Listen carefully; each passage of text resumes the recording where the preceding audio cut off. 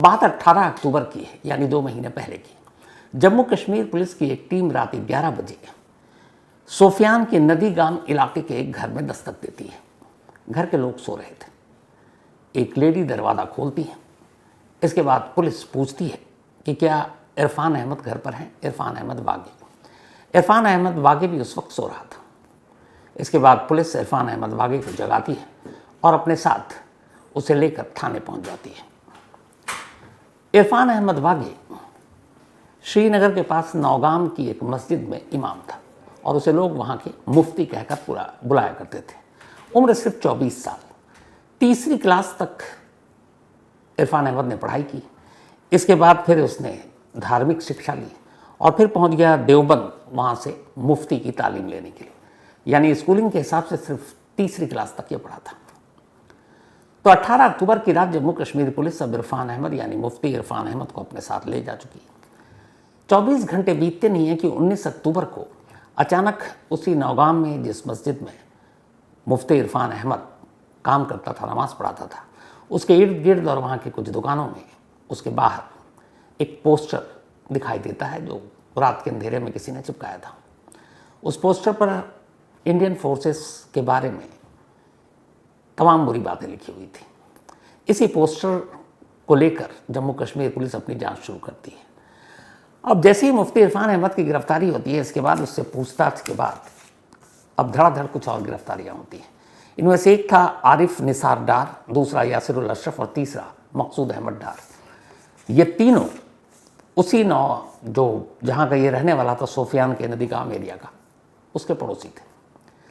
अब इन सब से पूछताछ करने के बाद धीरे धीरे फिर आगे ऑपरेशन चलता है। अब सवाल ये है कि मोहम्मद इरफान अहमद वागे का इस पूरे मॉड्यूल में क्या लेना देना। एक तीसरी क्लास तक पढ़ा शख्स जो फिर धार्मिक शिक्षा लेता है और उसके बाद मुफ्ती की पढ़ाई करता है। तो ये पहली कड़ी थी, एक क्लरिक, एक इमाम, एक मुफ्ती, जिसके ज़रिए इस पूरे ऑपरेशन का खुलासा हुआ था। इसी इरफान अहमद वागे के बयान के बाद धीरे धीरे जम्मू कश्मीर पुलिस के सामने कुछ नाम आते हैं और उनमें से एक था डॉक्टर मुजम्मिल का। डॉक्टर मुजम्मिल, जिसको इरफान अहमद जानता था।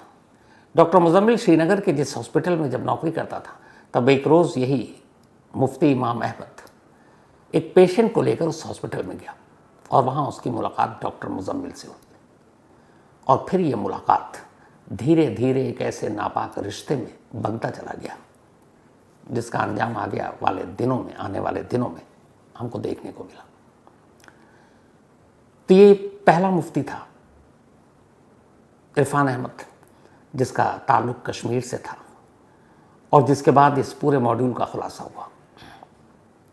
फिर धीरे धीरे जम्मू कश्मीर पुलिस ने जांच की।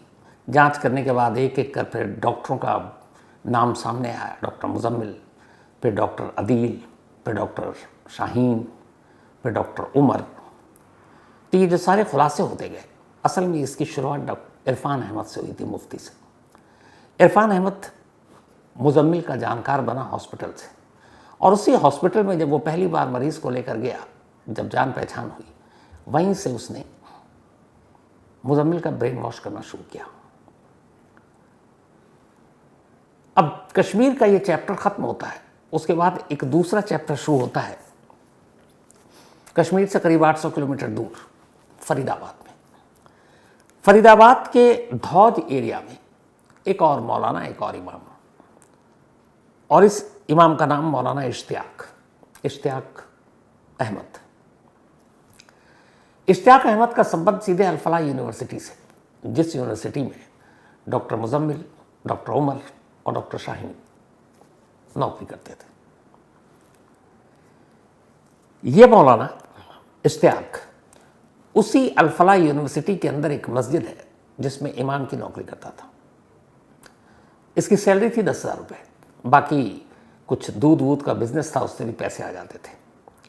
इसी मौलाना इश्तियाक का एक घर था धौज में, जो उसने किराए पर दिया था डॉक्टर मुजम्मिल को, और ये वही घर था जहाँ से 350 किलो अमोनियम नाइट्रेट 9 नवंबर को बरामद हुआ। मौलाना इश्तियाक भी डॉक्टर मुजम्मिल का करीबी था। तो कश्मीर का एक मौलाना और फरीदाबाद का एक मौलाना, और इन दोनों का सीधे कनेक्शन डॉक्टर मुजम्मिल से। एक ने ब्रेन वॉश किया, दूसरे ने मिशन या ऑपरेशन को आगे बढ़ाने के लिए ठिकाना दिया, जगह दिया, अपना घर दिया, जिस घर में धीरे धीरे करके अमोनियम नाइट्रेट की शक्ल में बारूद का जखीरा जमा किया जा रहा था। तो इस पूरी कहानी में जैश ए मोहम्मद का नाम बेशक है, डॉक्टरों की एक पूरी टीम गुट है जिसको भर्ती किया गया, लेकिन इन दो लोगों का रोल सबसे बड़ा था, कश्मीर के मुफ्ती इरफान अहमद का और फरीदाबाद के मौलाना इश्तियाक का, क्योंकि इन दोनों ने आगे का काम ब्रेन वॉश करना या फिर रेडिकलाइज करना, ये काम इन्होंने अपनी तरफ से अंजाम दिया। और इन दोनों के परिवार वालों को ये पता ही नहीं कि ये इन लोगों के असल में पीछे का काम क्या है। हालांकि इरफान अहमद के बारे में ये है कि पुराना ताल्लुक़ रहा है कुछ आतंकवादी संगठन के आतंकवादियों से।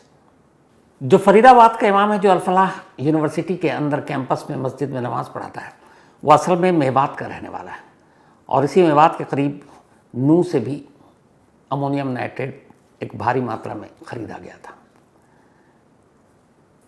इन दोनों के बारे में जब पता चला तो जम्मू कश्मीर पुलिस पहले तो 18 अक्टूबर को गिरफ्तार कर ही चुकी थी इरफान अहमद को। उसके बाद जब फरीदाबाद में दबिश डाली गई तो फिर मौलाना इश्तियाक को भी पकड़ा गया और इन दोनों को ले जाया गया। अब सवाल ये, इन दोनों ने क्या रोल प्ले किया इस टेरर के नए मॉड्यूल के लिए कि तुम कुछ नया प्लान करो। और सबसे हैरत की बात यह है कि एक तीसरी क्लास तक पढ़ा हुआ शख्स, एक मेडिकल प्रोफेशनल डॉक्टर जो MBBS है, MD है, उसका ब्रेन वॉश कैसे कर सकता है, उसको गुमराह कैसे कर सकता है। मतलब अगर इतने पढ़े लिखे लोग गुमराह हो सकते हैं तो फिर अंदाज़ा लगाइए बाकी का क्या होगा। और कहते हैं कि अगर एक शख्स को आप गुमराह कर दें, उसका ब्रेन वॉश कर दें, उसको रेडिकलाइज कर दें, तो फिर वो शख्स और भी ख़तरनाक हो जाता है, क्योंकि वो ना जाने आगे कितने ऐसे लोगों को कर सकता है, क्योंकि वो खुद पढ़ा लिखा है।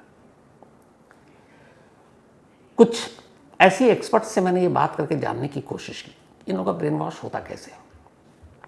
हालांकि बहुत पहले जब पार्लियामेंट अटैक हुआ और अफजल गुरु का इंटरव्यू किया था, तब भी मैंने ये सवाल पूछा था, और अफजल गुरु ने तब कहा था कि वो तो मेडिकल इक्विपमेंट्स का काम करता है, वो सारा अपना बिजनेस में लगा रहता है। फिर उसे कुछ लोगों ने परेशान किया और फिर एक मौलाना ने उसका ब्रेन वॉश कर दिया, और इसीलिए वो इन आतंकवादियों की मदद करने लगा। अफजल गुरु भी बेहद पढ़ा लिखा था, और यहाँ तो इस टीम में जितने हैं, doctor Muzammil, doctor Umar, doctor Adeel, ये सब MBBS MD, इनमें से तो कुछ नीट के टॉपर हैं कश्मीर के।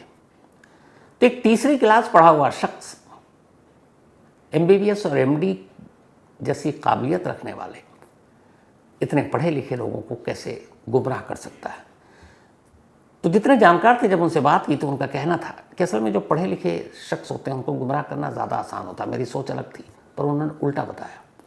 उन्होंने कहा कम पढ़े लिखे लोगों को समझाना, कन्विंस करना थोड़ा सा मुश्किल हो जाता है, लेकिन पढ़े लोगों को गुमराह करना थोड़ा सा आसान होता है। मैंने पूछा कैसे, तो उन्होंने बताया कि वो जो पढ़ाई लिखाई करते हैं वो इस दुनिया की पढ़ाई लिखाई होती है, डॉक्टरी करनी है, सोसाइटी में क्या चल रहा है, नई टेक्नोलॉजी क्या है, सारी चीज़ें। लेकिन एक तीसरी क्लास पढ़ा हुआ शख्स, उसका इसलिए दिमाग घुमा देता है कि वो कहता है कि ये सब तो तुम दुनिया के लिए कर रहे हो, ऊपर के लिए भी कुछ, आखिरत के लिए भी है, तो बहुत सारी ऐसी चीज़ें हो रही हैं, तुम्हें इस तरफ भी थोड़ा काम करना चाहिए, ध्यान देना चाहिए। और ये बात धीरे धीरे, वो एक दिन में नहीं, एक वक्त में नहीं, इस तरह की सोच बदलते हैं। चलते फिरते जब मिलेंगे, एक दो लाइन कुछ ऐसी बोल देंगे और वो लाइन उसके दिमाग में बैठ जाएगी, और फिर उसे भी लगने लगता है यार मैं ये क्या कर रहा हूँ। तो फिर धीरे धीरे वो उनकी बातों में आ जाता है। लेकिन ये अपने आप में हैरत की बात है कि एक दूसरी, तीसरी, चौथी क्लास का पढ़ा हुआ शख्स कैसे इतने पढ़े लिखे लोगों को गुमराह कर जाता है। और उससे भी बड़ी बात यह है कि जब ये सारी चीज़ें बताई जाती हैं तो उससे ये भी कहा जाता है कि जो तुम्हें सिखाया पढ़ाया जा रहा है इससे किसी से शेयर नहीं करना है। तो बहुत सारे ऐसे मामले हैं जिसमें माँ बाप, बीवी, बच्चों तक को पता नहीं होता है कि उनका बच्चा या पति या उसके पिता क्या कर रहे हैं। जो बाटला हाउस हुआ था एनकाउंटर, उसके जितने लड़के थे आजमगढ़ के थे। आजमगढ़ में उनके फैमिली को यही पता था कि ये लोग दिल्ली में पढ़ रहे हैं या नौकरी कर रहे हैं। जब उन्हें पता चला कि ये सब टेररिस्ट ग्रुप से जुड़े हुए हैं तो उन्हें खुद यकीन नहीं हो रहा था, क्योंकि ये इनके इस पूरे मॉड्यूल और उसका ऑपरेशन का एक पार्ट होता है कि आपको जो पढ़ाया जा रहा है, जो आपको सिखाया जा रहा है, जो आपको बताया जा रहा है, ये सिर्फ राज है, अपने तक रखना है और ये अपने माँ बाप से भी शेयर नहीं करना है। और इसीलिए जब ऐसा खुलासा होता है और पुलिस या एजेंसियाँ ऐसे घरों पर दस्तक देती हैं तो माँ बाप का अक्सर आपने टीवी पे या अखबारों में यही बयान सुना होगा कि हमें तो यकीन नहीं है, हमारा बच्चा तो ऐसा हो ही नहीं सकता। वो भी अपनी जगह गलत नहीं है, क्योंकि उनके बच्चे ने ही उनसे छुपाया हुआ कि वो असल में क्या कर रहा है। यही काम इन दो मौलाना ने इन डॉक्टरों को रेडिकलाइज करने या गुमराह करने के लिए किया। कश्मीर से शुरुआत हुई, अब ये फरीदाबाद पहुंचे, अल-फलाह यूनिवर्सिटी। अल-फलाह यूनिवर्सिटी में इन्हें दूसरे मौलाना का साथ मिला। अब डॉक्टर मुजम्मिल जो था वो इनमें सीनियर था। डॉक्टर मुजम्मिल को ही इस दूसरे मौलाना ने अपना कमरा किराए पर दिया, जिसमें से ये 350 के लोग बारूद मिले। अब डॉक्टर मुजम्मिल इसी कमरा किराए पर लिया, लेकिन असल में वो हॉस्टल में रहता था। अल-फलाह यूनिवर्सिटी के जिस हॉस्टल में वो रहता था, बिल्डिंग नंबर 17 और रूम नंबर 13 था। और ये रूम नंबर जो 13 था, कहते हैं कि ये बिल्कुल उस लैब के करीब था यूनिवर्सिटी के, जहाँ बच्चे जाकर रिसर्च करते हैं। और कहा जाता है कि उस लैब के करीब रहने का भी इसने फ़ायदा उठाया। उस लेबोरेटरी में कैसे अमोनियम नाइट्रेट और बाकी चीज़ों से मिलाकर बॉम्ब तैयार किया जा सकता है, ये उसने चुपचाप वहाँ काम किया। जो अब तक की एजेंसियों ने जांच की, उसके बाद ये सामने खुलासा आया। तो इसी रूम नंबर 13 में अल-फलाह यूनिवर्सिटी के एक तरह से ये मीटिंग रूम भी था। डॉक्टर मुजम्मिल चूँकि वहीं रहता था, डॉक्टर उमर चूँकि वहाँ नौकरी करता था, डॉक्टर शाहीन वहीं नौकरी करती थी। तो इन लोगों की और इनके ग्रुप से जुड़े हुए बाकी लोगों की जब भी कोई सीक्रेट मीटिंग होती थी तो इसी रूम नंबर 13 में अल-फलाह यूनिवर्सिटी की होती थी। फिर इन्होंने धीरे धीरे जब ये सब काम करना शुरू किया, तो जो अब तक की इन्वेस्टिगेशन है उसके हिसाब से जुलाई और अगस्त से इन्होंने अब बारूद का ज़ख़ीरा इकट्ठा करने का प्लान बनाया। अब आजकल उन्हें पता है आरडीएक्स या फिर पीटीएन, इस तरह की चीज़ें लाना, ढोना, उसको ट्रांसपोर्ट करना बड़ा जोखिम भरा काम है। तो इन्होंने कहा कुछ नया तरीका अपनाते हैं। तब इनके दिमाग में आया क्यों ना अमोनियम नाइट्रेट यानी एनफो का इस्तेमाल करते हैं इस ब्लास्ट में। एनफो मीन्स अमोनियम नाइट्रेट और फ्यूल ऑयल। अब ये वो चीज़ है अमोनियम नाइट्रेट जो मार्केट में बड़ी आसानी से मिल जाती है। उसकी वजह है असल में इसका इस्तेमाल या तो खेती बाड़ी के लिए किसान करते हैं खाद के तौर पर, या फिर खदानों में एक तय जगह पर ब्लास्ट के लिए भी इसका इस्तेमाल किया जाता है। मुश्किल से 100-200 रुपये किलो जो है ये आसानी से मिल जाता है। हालांकि अमोनियम नाइट्रेट से बहुत सारे ऐसे आतंकवादियों ने इसका इस्तेमाल किया। उसके बाद इसकी ख़रीद फरोख्त को लेकर बहुत सारी बंदिशें भी लगाई सरकार ने। अब यह है कि अगर कोई किसान ख़रीदता है तो उसका आधार कार्ड लेना पड़ेगा, एक तय मात्रा से आप उसको ज़्यादा देंगे नहीं। उसका जो ट्रांसपोर्टेशन होगा उसकी भी जान पहचान होनी चाहिए, उसमें जीपीएस लगा होना चाहिए। ये सारे रूल्स हैं अमोनियम नाइट्रेट के लिए, क्योंकि अमोनियम नाइट्रेट के लिए ये सारी इसलिए चीज़ें हैं कि है तो ये खाद के तौर पर इस्तेमाल होने वाला या खदानों में ब्लास्ट करने के लिए, लेकिन कहीं अगर आपने इसका डीजल, केरोसिन तो ऑयल या हाइड्रोकार्बन जैसी किसी भी ईंधन सोर्सेस के साथ इसका इस्तेमाल किया तो ये किसी भी बॉम्ब से के बराबर ही घातक हो सकता है। और ऐसे कई इंसिडेंट हुए। अपने देश में अमोनियम नाइट्रेट से इससे पहले हमला हो चुका है। एक पुणे में जर्मन बेकरी में ब्लास्ट हुआ था, ये बात है 2010 की, जिसमें 18 लोगों की मौत हुई थी। इस जर्मन बेकरी में पहली बार अमोनियम नाइट्रेट का इस्तेमाल किया गया था ब्लास्ट के लिए, उसी फ्यूल ऑयल के साथ। इसके बाद 2011 में मुंबई में एक ट्रिपल ब्लास्ट हुआ था, ओपेरा हाउस, जावेरी बाजार और दादर में। इसमें भी कहते हैं कि इसमें तब आरडीएक्स के साथ अमोनियम नाइट्रेट का इस्तेमाल किया गया था। ये दूसरा इंसिडेंट था। इससे पहले 2006 में मुंबई में ट्रेन ब्लास्ट हुआ था सीरियल, जिसमें से 200 से ज़्यादा लोग मारे गए थे। इसमें भी आरडीएक्स के साथ अमोनियम नाइट्रेट का इस्तेमाल किया गया था। और कई अमोनियम नाइट्रेट तो ऐसे थे जो फ्यूल के साथ टिफिन बॉक्स में बॉम्ब बनाया गया था, जिसका इस वजह से नुकसान हुआ। और अपने देश में नहीं, पूरी दुनिया में अमोनियम नाइट्रेट का बहुत सारा इस्तेमाल हो चुका है। अमेरिका में ओक्लाहोमा शहर में इसी अमोनियम नाइट्रेट के ब्लास्ट में 168 लोगों की जान गई थी, और ये तब वहाँ पर अमोनियम नाइट्रेट से होने वाला सबसे ख़तरनाक ब्लास्ट था। इसके अलावा अभी 2020 में 5 साल पहले की बात है, जब बेरूत में कहते हैं कि करीब 3000 टन अमोनियम नाइट्रेट से ब्लास्ट किया गया था, जिसमें सैकड़ों लोगों की जान गई थी। अमोनियम नाइट्रेट अगर आप देखें तो जैसे एक वाइट हार्ड चीज़ होती है गोल गोल सी, जैसे साबूदाना होता है। अगर आपने साबूदाना देखा होगा, बस समझ लीजिए उससे थोड़ा सा साइज़ में बड़ा, और इसको लाना ढोना सस्ता ईजिली मिल जाता है। और कायदे से इतने सारे इंसिडेंट हो चुके हैं कि उसको देखते हुए इसकी खरीद फरोख्त पर जो और बंदिश या नज़र रखनी चाहिए शायद वैसी है नहीं। कोई भी किसान, कोई भी जिसकी खदान में ब्लास्ट करना, वो आसानी से ख़रीद सकता है, और ये महंगा भी नहीं है, 200-300 रुपये किलो है। इस ग्रुप ने, इस मॉड्यूल ने जुलाई अगस्त से अमोनियम नाइट्रेट का ज़ख़ीरा किस्तों में ख़रीदना शुरू किया, और प्लान ये था कि एक आदमी एक ही दुकान से बार बार नहीं खरीदेगा। इन्होंने 3 लोकेशन चुने और उन 3 लोकेशन के कई दुकानों को चुना। उनमें एक था यही फरीदाबाद, दूसरा था गुरुग्राम, और तीसरा था नूंह। इन 3 जगहों से 4 महीने में इन लोगों ने अमोनियम नाइट्रेट का ज़ख़ीरा ख़रीदना शुरू किया, 5 किलो, 10 किलो, 15 किलो, छोटे छोटे मकदार में, ताकि दुकानदार को भी शक ना हो। और ये ख़रीदते गए और लाकर जमा करते गए। डॉक्टर जो है मुजम्मिल, उसने जो इमाम इश्तियाक, उसका किराए का घर ही इसी मकसद से लिया था, क्योंकि ऑलरेडी वो हॉस्टल में अल-फलाह यूनिवर्सिटी के रूम नंबर 13 में, लेकिन उसे कमरा चाहिए था, और ये कमरा ऐसी जगह पर था कि जहाँ पर मतलब कोई शक भी नहीं कर सकता है कि क्या है यहाँ पर। तो वो ला कर वो ज़ख़ीरा रखता था। अब अमोनियम नाइट्रेट का ज़ख़ीरा रखना भी कोई अपने आप में जोखिम भरा काम तो है नहीं, लेकिन फिर उसे लगा कि ज़ख़ीरा और ज़्यादा है, तो बाद में इसी मौलाना इश्तियाक के घर से, यहाँ से तो 350 किलो मिला, वहाँ से लगभग 2550 किलो, मतलब 2500 किलो से ज़्यादा इसी मौलाना इश्तियाक के घर पर जब दबिश डाली गई तो वहाँ से बरामद हुआ। तो 2900 किलो अमोनियम नाइट्रेट 4 महीने से जमा हो रहा है। लेकिन कमाल ये है, हमारी एजेंसियों को, पुलिस को इसकी भनक तक नहीं। इस मॉड्यूल ने जब काम करना शुरू किया, जब ये घाटी से निकले, अल-फलाह यूनिवर्सिटी आने का इनका मकसद तभी से था, क्योंकि ये पहले मुफ्ती इरफान अहमद के संपर्क में आ चुके थे। उसके बाद वहाँ से वो निकले। वहाँ से निकलने के साथ ही उन्हें टास्क मिल चुका था कि अपनी टीम बनाओ, और एक डॉक्टरों की टीम हो जिसमें लोगों को शक कम हो, ऑलरेडी इनका ब्रेन वॉश हो चुका है, और उसके बाद टारगेट बाद में बताया जाएगा। तो पहले बॉम्ब बनाना था। बॉम्ब के लिए नाइट्रोजन, अमोनियम नाइट्रेट का इन्होंने स्तंभ यूज़ करने का सोचा।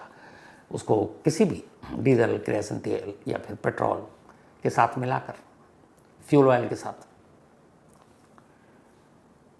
अक्टूबर में जम्मू कश्मीर पुलिस पहली बार इस मौलाना को जब पकड़ती है, उसके बाद ये नवंबर का महीना। उससे पहले से करीब साल, 1.5 साल, 2 साल हो गए जब ये एक एक कर, एक सहारनपुर पहुंचता है डॉक्टर अदील, बाकी के 2 पहुंचते हैं यहाँ अल-फलाह यूनिवर्सिटी। लेकिन किसी को भी इनकी टीम, इनके मॉड्यूल, इनके ऑपरेशन के बारे में भनक नहीं है। 2900 किलो बारूद, एक तरह से अमोनियम नाइट्रेट, इन्होंने जमा कर लिया, किसी को भनक नहीं। ये छोटी मात्रा नहीं है। अब कमाल ये है कि जुलाई अगस्त से ये सब कुछ जमा कर रहे हैं।